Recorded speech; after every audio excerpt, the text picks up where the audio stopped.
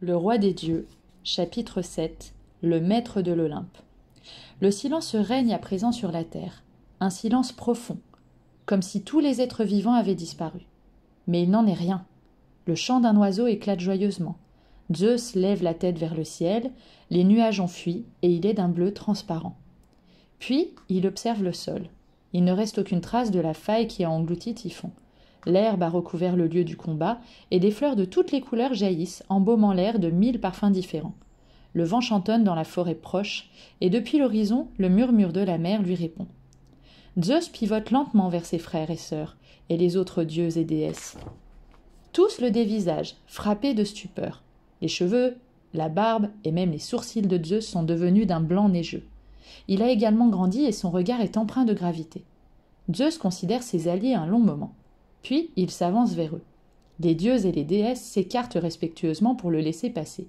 Il traverse à pas lents cette haie d'honneur, gagne le mont Olympe et le gravit tandis que les autres se mettent en marche pour le suivre. Du sommet, il contemple la terre.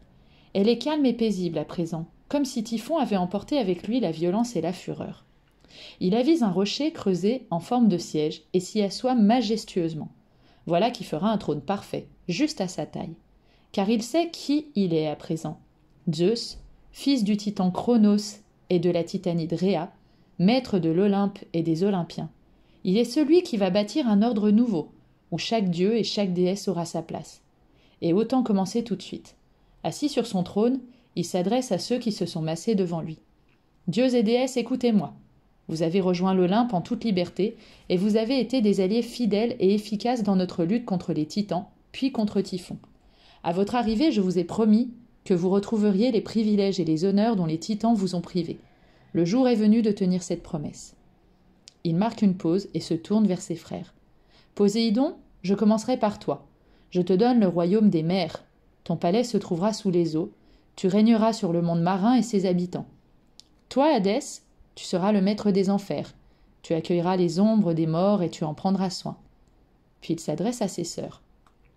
Toi, Héra, tu seras la déesse du mariage, et tu veilleras à la fidélité des époux et des épouses. Toi, Hestia, tu régneras sur les foyers, et tu en assureras la tranquillité. Quant à toi, Déméter, tu parcourras la terre, et tu apporteras la fertilité au sol pour que les plantes puissent pousser. Les autres dieux et déesses se regardent. Après cette généreuse distribution, il ne va plus rien leur rester. Mais si, Zeus poursuit.